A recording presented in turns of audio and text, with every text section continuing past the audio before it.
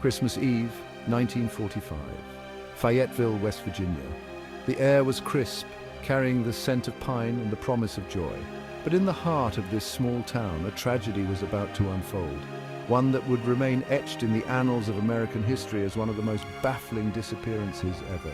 This is the story of the Sodder children.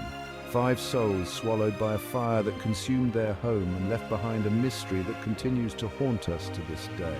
5 children vanished without a trace, their absence as inexplicable as it was heartbreaking. The Sodder family home burned to the ground, but the fire offered no solace of explanation. Instead, it ignited a firestorm of questions that would rage for decades. What happened to the Sodder children? Were they consumed by the flames, their remains lost in the ashes? Or did something more sinister transpire that fateful night?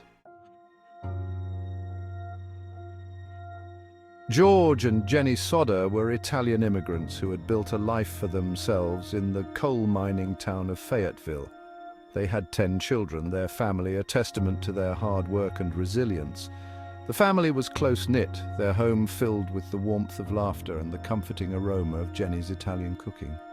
The 5 youngest children, Maurice, Martha, Louis, Jennie Jr., and Betty, were the heart of the household, their youthful energy bringing joy to their parents and older siblings.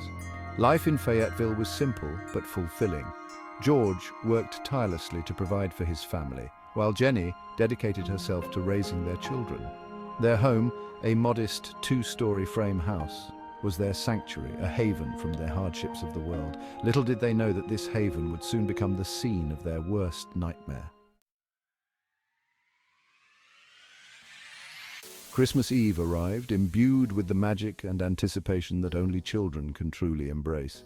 The younger Sodder children were no exception. They longed for the arrival of Santa Claus, their dreams filled with visions of toys and treats.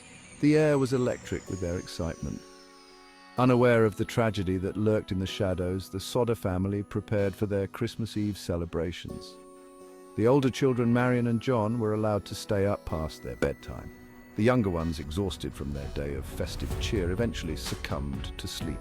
Jennie checked on them one last time, tucking them in and kissing their foreheads. It was a scene of domestic tranquility, a stark contrast to the horrors that awaited them. Around 12:30 a.m., the phone rang, shattering the stillness of the night. Jennie stirred from her sleep and answered. A woman's voice on the other end inquired about someone the Sodders didn't know. The call ended abruptly, leaving Jennie puzzled. She noticed an eerie orange glow emanating from downstairs. Smoke was billowing under the door, and a strange crackling sound reached her ears. Panic surged through Jennie as she realized their house was on fire. She screamed for George, who woke with a start. The fire was spreading rapidly, fueled by the dry wood of their old home. George and Jennie scrambled to save their children. They managed to get Marion, John, George Jr. and themselves out of the house. But the flames were relentless, blocking the stairway to the second floor where the younger 5 children slept. The fire raged on, consuming everything in its path. By the time the fire trucks arrived, the Sodder home was reduced to a smoldering ruin. As dawn broke over Fayetteville, a heavy silence descended upon the devastated family and their shocked neighbors.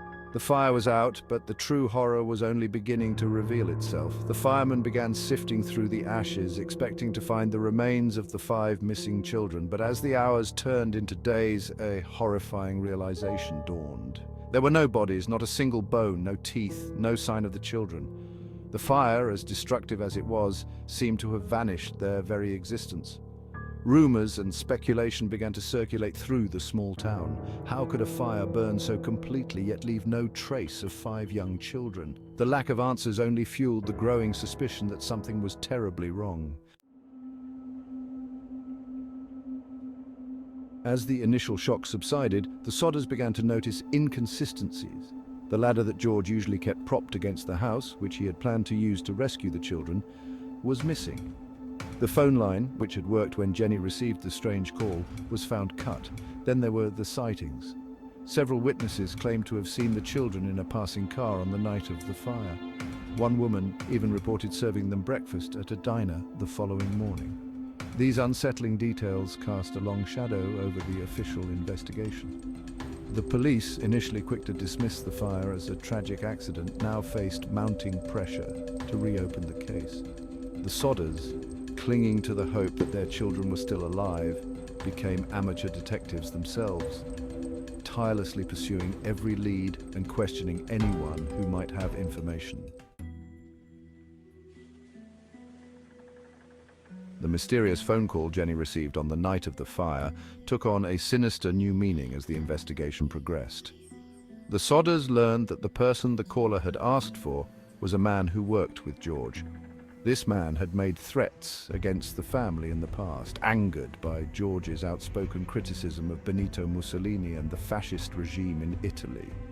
Could this disgruntled acquaintance be involved in the children's disappearance? Was the fire deliberately set, a diversion to cover up a more sinister crime? The possibility of foul play, once a whisper, now echoed loudly in the minds of the Sodders and the increasingly skeptical townspeople. Years passed, but the Sodders never, ever gave up hope. They chased down every lead, no matter how improbable it seemed. They distributed thousands of flyers with the children's pictures, their desperate plea for information reaching every corner of the country. The sightings continued, each one a flicker of hope in the darkness. A bus driver in Charleston claimed to have seen the children on his bus, their faces etched with fear. A woman working at a hotel in Texas swore she had served them dinner. Each sighting was investigated, each lead followed to its dead end, leaving the Sodders with renewed heartache and a growing sense of frustration. As the years turned into decades, the case of the missing Sodder children became fertile ground for theories. Some believed that the children had been kidnapped, perhaps by someone seeking revenge against George or someone who saw an opportunity to exploit the chaos of the fire. Others whispered of a conspiracy, suggesting that the children had been taken by a shadowy organization or even sold into a life of forced labor. The theories, though often far-fetched, reflected the public's fascination with the case and the very real possibility that the fire was not what it seemed. The lack of concrete evidence only fueled the speculation, turning the Sodder children's disappearance into a modern-day American folk tale passed down through generations. Despite the tireless efforts of the Sodder family and the ongoing public interest, the fate of the 5 children remained an enigma.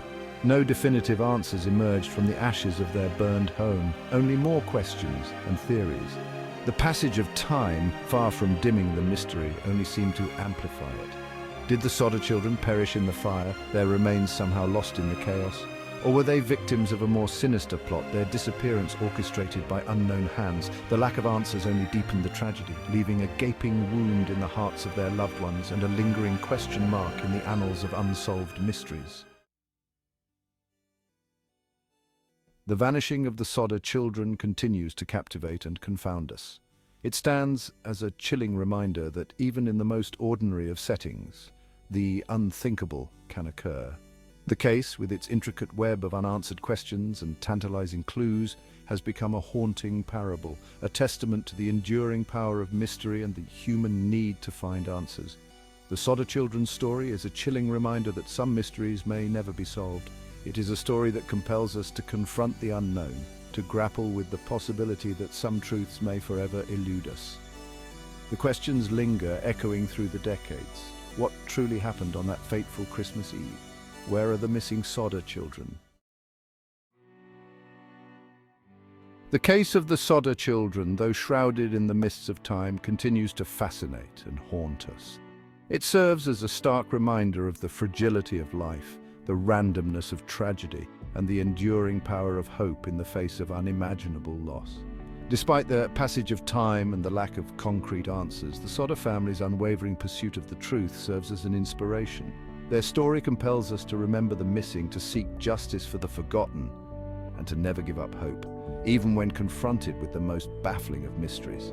The vanishing of the Sodder children remains an open wound, a chilling reminder that some questions may never be answered, and some stories may never have a final chapter, but the search for truth, like the flame of hope, continues to burn bright.